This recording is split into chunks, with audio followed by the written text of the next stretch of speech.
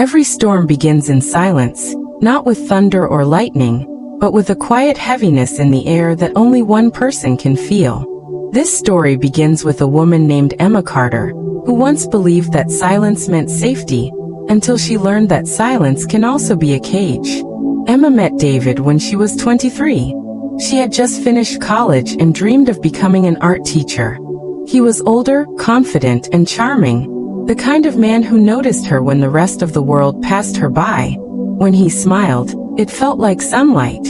When he spoke, it sounded like promise. Their first year together was full of laughter and long drives. He brought her flowers just because, and she drew hearts on napkins at breakfast. Back then, Emma believed in forever. The first time he raised his voice, it was over spilled coffee on his work shirt. He wasn't violent, just angry in a way she'd never seen. His voice was sharp, cold enough to make her freeze mid-apology. He said, "Do you ever think before you move?" Emma tried to calm him, saying softly, "It's just coffee, David. I'll clean it up." He didn't answer, just stared at her until she looked away. That night he brought her dinner, held her hand, told her he'd had a bad day, and she believed him. Because love forgives, doesn't it? But storms don't arrive all at once. They build slowly, until one day you realize you're standing right in the middle of one. By their third year of marriage, Emma had stopped painting. Her brushes gathered dust. Her canvases stayed blank. David didn't like her wasting time on art. He wanted her to focus on the home, so she did. She cooked, she cleaned, she smiled at neighbors, and she hid the bruises that didn't show on skin but lived behind her ribs. Her laughter faded. Her voice softened. And little by little, she disappeared. The night everything changed. Rain fell against the windows like tiny knocks from heaven. David came home late, smelling of whiskey and anger. He accused her of things she hadn't done, lost money, imaginary conversations. When she tried to explain, he slammed his fist into the wall, inches from her face. It was the first time she felt true fear. That night, she slept on the couch, trembling, listening to the rain's rhythm. Each drop a heartbeat trying to escape. Days turned into weeks. The shouting became routine. The apologies became rehearsed. Emma became an expert at pretending everything was fine. Neighbors saw her smile in the grocery store. Friends saw her post happy pictures online. No one saw the trembling hands behind those smiles. When you live in silence long enough, it starts to sound like normal.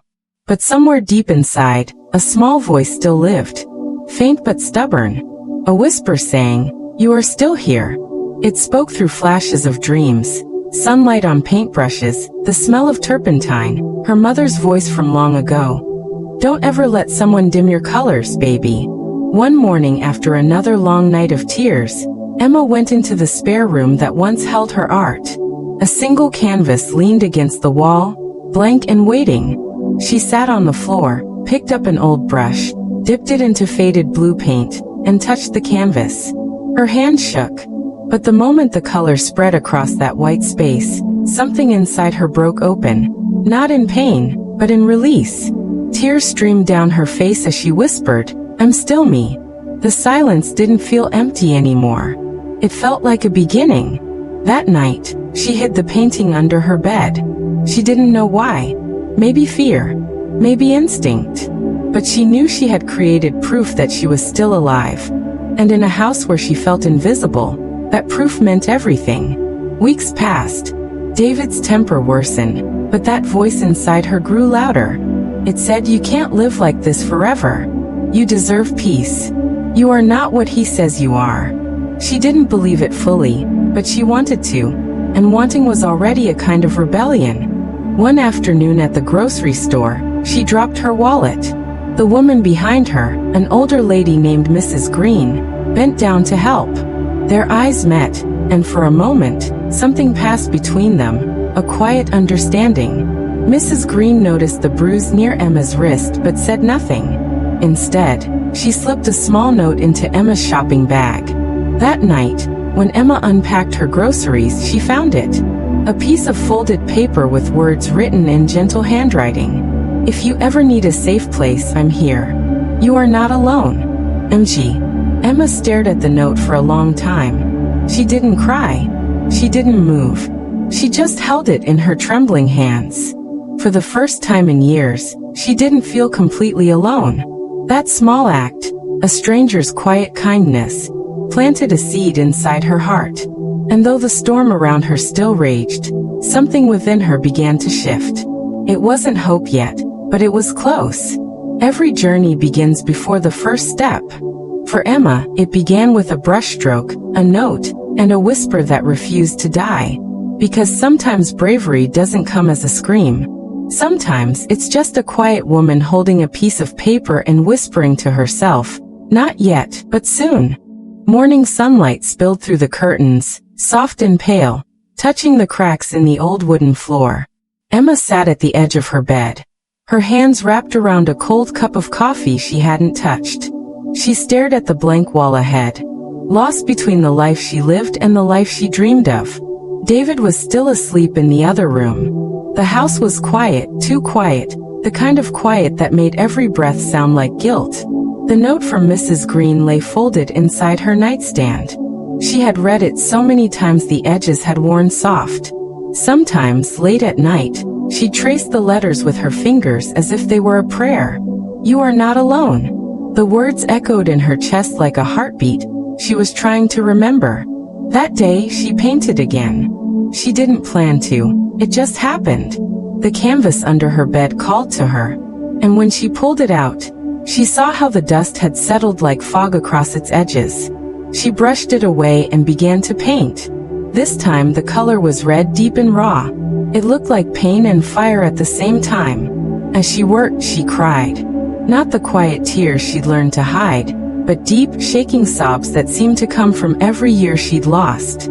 The tears fell on the paint and blended into the color, leaving marks that looked almost like veins, alive and trembling. When she finished, she stepped back. The painting wasn't beautiful in the usual sense. It was wild, broken, full of color and hurt. But it was real. For the first time in years, she saw herself. And she whispered to the image, "I want out." That night, David noticed the paint under her nails. He asked what she'd been doing. She told him she was just cleaning old things. He stared at her for a long time, suspicion burning behind his eyes. Then he turned away without a word. She didn't breathe until she heard the bedroom door close. The next morning, he left early for work. Emma sat alone at the kitchen table, the note from Mrs. Green open beside her. She didn't know what she'd say, or if she'd even have the courage to speak, but her hand reached for the phone anyway. Her fingers shook as she dialed the number written below the message. It rang once, twice, 3 times. Then a soft voice answered, "Hello?" Emma couldn't speak. Her throat felt like stone. The voice waited patiently. "Is this Emma?" the woman asked gently. Emma swallowed hard. "Yes," she whispered. I don't know why I'm calling." Mrs. Green didn't ask questions. She just said, "It's okay, dear. You don't have to explain. Are you safe right now?" Emma nodded even though the woman couldn't see her. "For now," she said. There was silence on the line, but it wasn't heavy. It was warm, like a blanket placed over shaking shoulders. Mrs. Green said softly, "You're stronger than you think. Whenever you're ready, I'll help you." After they hung up, Emma sat still for a long time.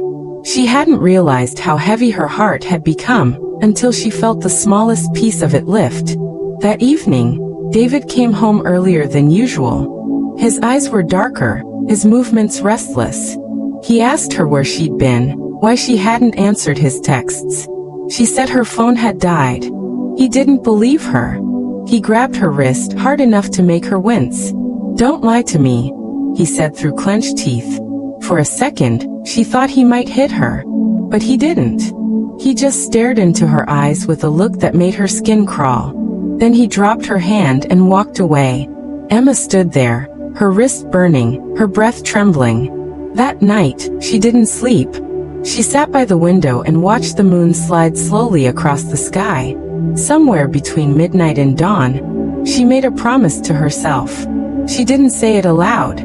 She just let it live quietly in her chest. I'm leaving. The next day she began to prepare, not in panic, but in small, careful steps. She hid a little money from the grocery budget, placing it in an envelope behind a loose floorboard in the closet. She collected a few clothes and tucked them inside a worn tote bag. She memorized bus routes. She even found an old photo of her mother and kept it close. Every day, she painted something small, something that reminded her of freedom. A sunrise, an open road, a field of yellow flowers. Each painting felt like a door opening a little wider. One afternoon, she walked past the community center and saw a flyer for an art therapy class. It was free. Something inside her whispered, "Go." She almost didn't.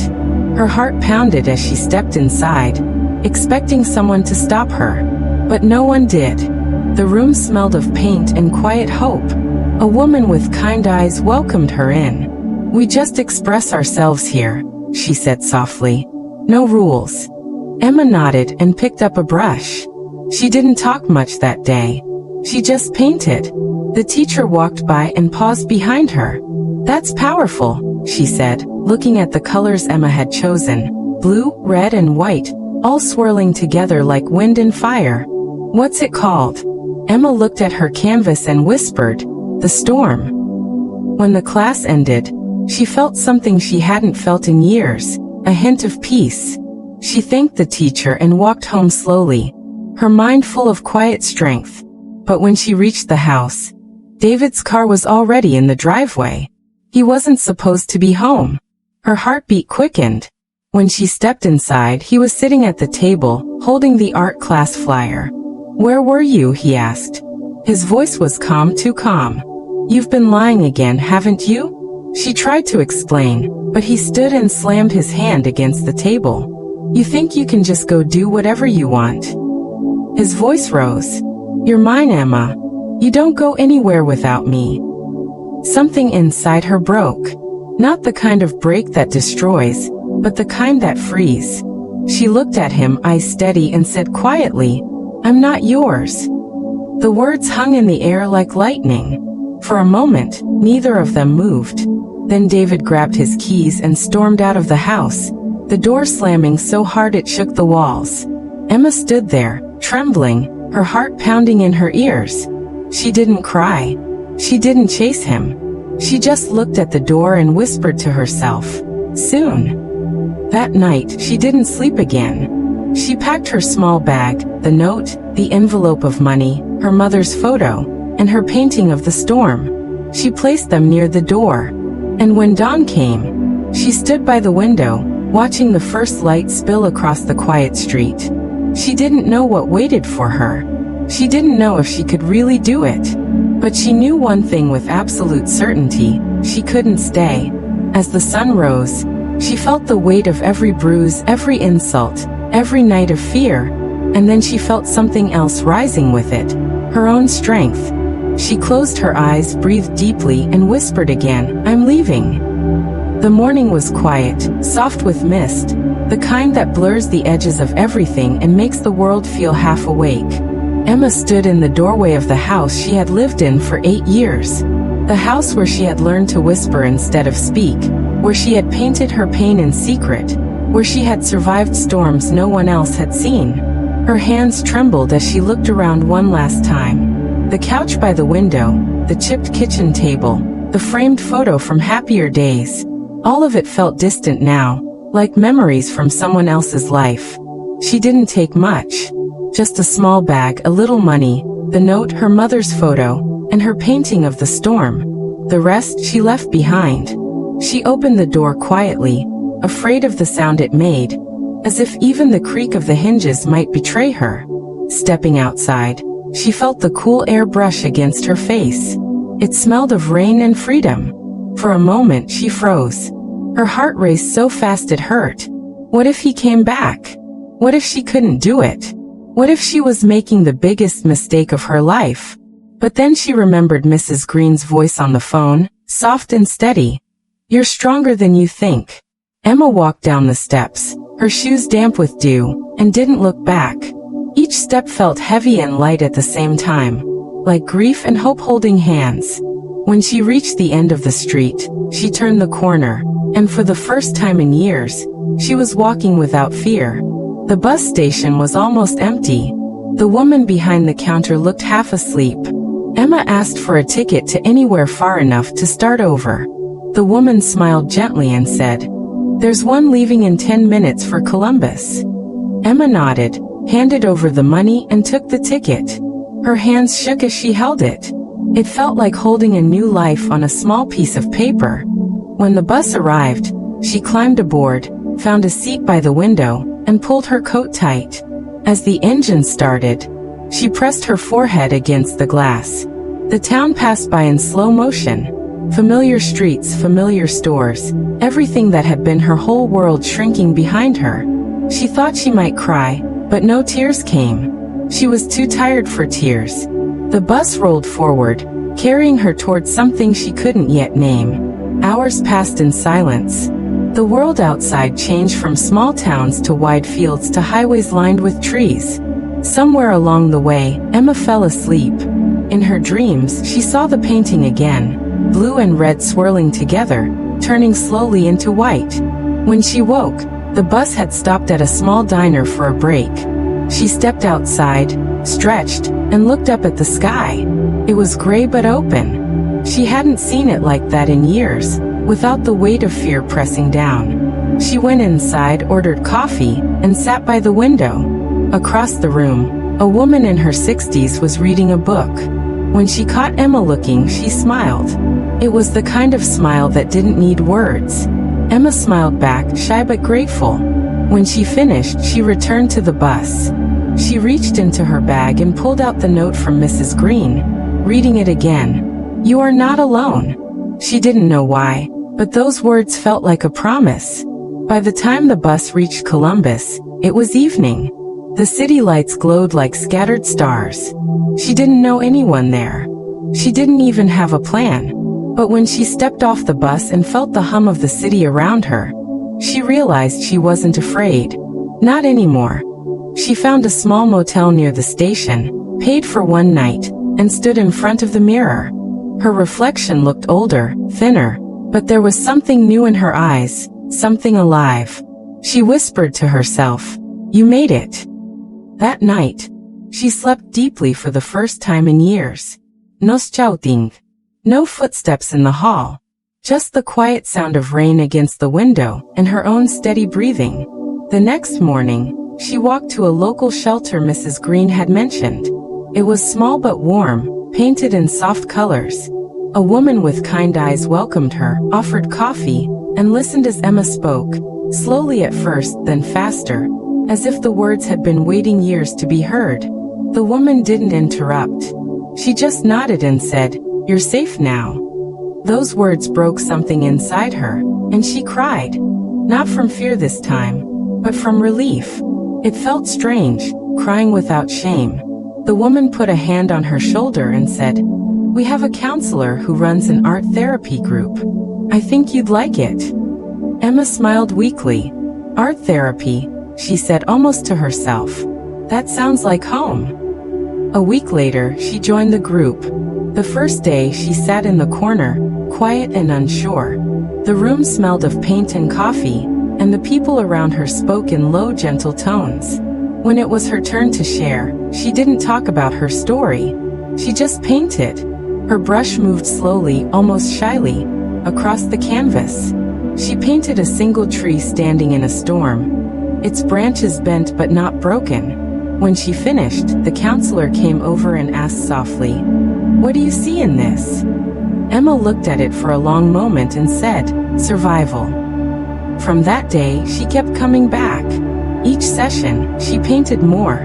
Pieces of her life, her pain, her healing. Some days she cried while painting. Some days she laughed. Little by little, the colors changed. The dark reds and blues turned into greens and yellows, the shades of life returning. One evening, after a few months, the counselor asked if she'd like to display her work in the center's small gallery. Emma hesitated. The idea of her story hanging on a wall scared her.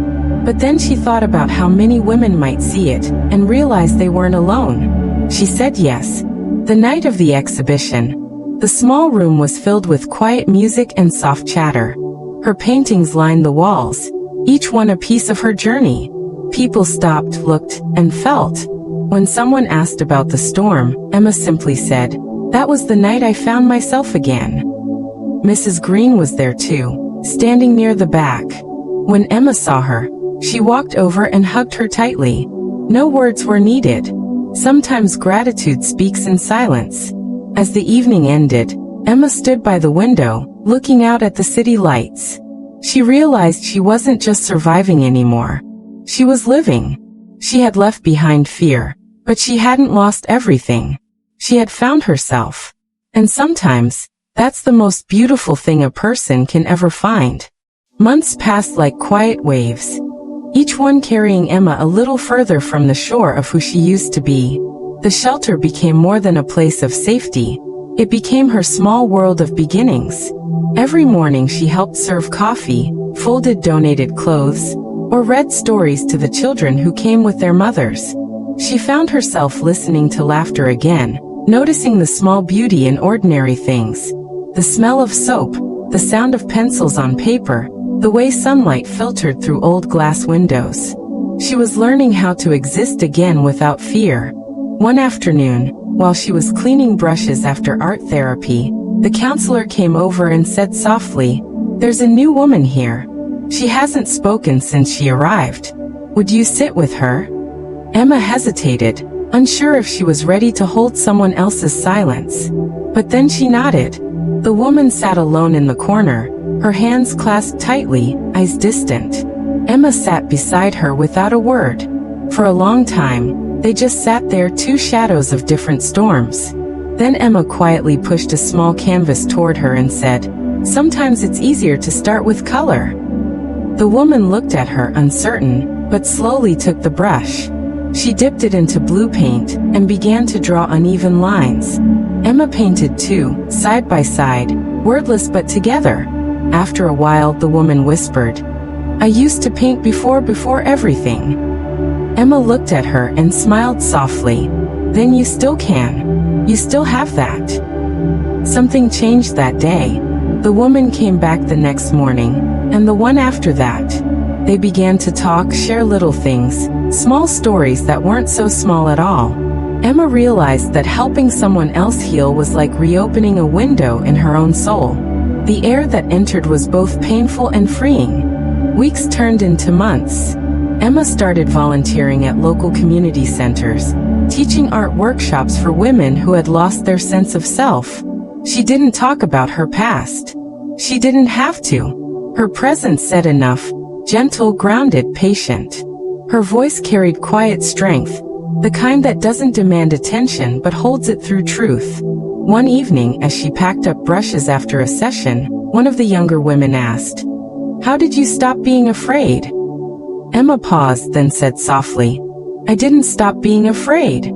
I just stopped letting fear make my choices." That night, she walked home under the soft light of street lamps. Her apartment was small, just one room with an old couch and a few of her paintings on the walls. But it was hers. She brewed tea, sat by the window, and opened her journal. It had been months since she'd written anything, but now the words came naturally. She wrote about freedom, not the loud kind but the quiet one. The freedom to breathe, to speak, to stand in sunlight without shrinking. She wrote about pain and how it doesn't vanish, it changes shape. She wrote about survival, not as a story of tragedy, but as a proof of strength. When she finished, she read her words aloud, her voice trembling but clear. It felt like music after years of silence. A week later, the shelter director approached her with an idea. "We're organizing a small event," she said. "A night of stories, women sharing what they've been through, in words or art. I think your voice should be there." Emma felt her heart pound. The thought of standing in front of people, telling her story, scared her more than she wanted to admit. But she remembered that frightened women in corners needed to see someone who had walked out of the storm. She said yes. The night of the event arrived. The room was full of faces, some familiar, some strangers, all listening. One by one women spoke. There were tears, laughter, long silences that said more than words could. When Emma's turn came, she walked to the small stage, her palms damp, her chest tight. She looked at the audience and saw Mrs. Green sitting in the front row, smiling proudly. That smile steadied her.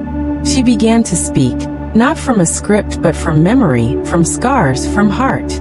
She talked about the girl who forgot how to breathe, about the nights of silence, about the small voice inside her that refused to die. She spoke about art and how color became her language when words failed. And she said, "Sometimes healing doesn't roar. Sometimes it whispers. You are still here." The room was silent when she finished. Then someone started clapping, then another, until the whole room filled with the sound of hands, not just clapping but acknowledging. Emma felt tears slide down her cheeks, not from sadness but from something deeper, recognition. After the event, people came to her, thanking her, hugging her. One woman whispered, "I thought I was the only one." Emma smiled through tears and said, "You're not." That night, she couldn't sleep. Her mind replayed everything, the faces, the voices, the light in that room. She realized that her story had stopped belonging only to her. It now belonged to everyone who needed it. In the following months, more people reached out. A local radio show invited her to share her story. Then a small magazine published her writing. Her art was displayed at the city library, under a simple title, Survivor's Colors. She never sought fame, but her story found its way into hearts. She began to speak at schools, at community centers, at quiet gatherings where women sat close together, sharing cups of tea and their truths. Each time she spoke, she healed a little more. Each time someone thanked her, she felt a thread of connection growing, soft, invisible, but strong. The day she decided to return, the air smelled of rain. Not the heavy, suffocating kind, but the kind that feels like a gentle cleansing. It had been almost 3 years since she had left that small town behind. In those years, she had built a life that was her own. A home filled with color, a community built from kindness, and a strength that no one could take away. But there was still one thing left undone. The past still lingered like a shadow she could feel but no longer feared. She wanted to face it, not to reopen the wound, but to finally let it heal. The bus ride back was long. As the miles passed, she watched the world outside. Fields, gas stations, long roads lined with trees beginning to turn golden with autumn. She thought about the girl who had once sat on a bus like this, running away with nothing but a bag, a painting, and a trembling hope. That girl was still inside her, but now she carried her gently, like something precious that had survived the fire. When she arrived, the town looked smaller. The streets she once walked with her head down now felt different. Not because they had changed, but because she had. She walked past the old cafe, the grocery store, the library with the cracked steps. People passed her, unaware of who she was or what her story had been. She liked it that way. The anonymity felt like peace. Finally, she stood in front of the old house. The windows were boarded, the garden wild and overgrown. It looked like a memory abandoned in time. She didn't go inside. She didn't need to. She stood there quietly, feeling the wind move through the trees. For a long time, she just breathed. Then she whispered, "You don't own me anymore." She took a small folded paper from her pocket, a photo of her first painting, The Storm. She placed it by the gate, weighed down with a small stone, a symbol of all she had left behind and everything she had found. Then she turned and walked away without looking back. Before leaving town, she stopped by the small park near the library, the one with the old wooden bench. She sat there, remembering the days she used to sit there as a young woman, trying to think of a way out. Now she sat in the same place, but she wasn't thinking of escape. She was thinking of how far she had come. The sky was pale blue, soft clouds drifting lazily, and for the first time, she allowed herself to smile without hesitation. A little girl ran past, chasing a red balloon that had slipped from her hand. The balloon tangled in a bush, and Emma stood to free it. When she handed it back, the child grinned and said, "Thank you." Her mother, standing nearby, smiled too, and Emma nodded politely. It was such a simple exchange, but it felt profound. A small circle of kindness complete. As she walked back toward the station, she noticed a poster on the wall near a cafe. It was for a community art event, the kind she used to organize now in the city. She smiled softly and thought how life has a way of coming full circle. The bus back home was nearly empty. She sat by the window again, her reflection faint against the fading light. She thought about the women she had met, the letters she had received, the quiet moments when someone said, "Because of you, I tried again." Each one was a thread, and together they had woven a new life, a tapestry of resilience that as night fell. She rested her head against the glass. The lights of the town disappeared behind her, swallowed by distance. She closed her eyes and breathed deeply. She didn't feel loss. She felt peace. When she reached her city, she walked the familiar streets that now felt like home. Her apartment waited, the faint smell of paint and jasmine tea in the air. On the table lay a blank canvas, ready for something new. She sat before it, brush in hand, and for a moment, she just stared at the emptiness of it, so full of possibility. Then she began to paint. No storm this time. No dark colors. Just light, soft yellows, warm whites, and the pale blue of early morning. She painted a horizon where the sky met the sea, calm and endless. As she painted, she realized she wasn't trying to express pain anymore. She was painting peace. The next morning, sunlight spilled into the room, touching the fresh paint with gold. She stood there looking at it quietly. It wasn't perfect, but it was beautiful in its simplicity, a reflection of her journey. She smiled to herself and whispered, "You made it." Later that day, she met with a group of women at the shelter. They were planning an exhibition called The Light After. Each woman would share something, a poem, a painting, a story. Emma listened as they spoke, their voices trembling but brave. She didn't interrupt, just smiled, and when it was her turn, she simply said, "We are proof that storms can pass." There was silence, then nods, then soft applause. That evening as she walked home, the city glowed around her, lights flickering, people talking, cars passing. Ordinary life, full of noise and warmth. She realized that healing isn't a destination. It's a quiet journey, one step, one breath, one small act of courage at a time. And though she still carried the echoes of her past, they no longer defined her. They had become part of her story, a story of survival, of strength, of a woman who walked through the storm and found herself on the other side, standing in the sun. The sky above her was wide and open. She tilted her face toward it, closed her eyes and smiled. Somewhere deep inside, a voice whispered, soft, certain, and free, "You are home."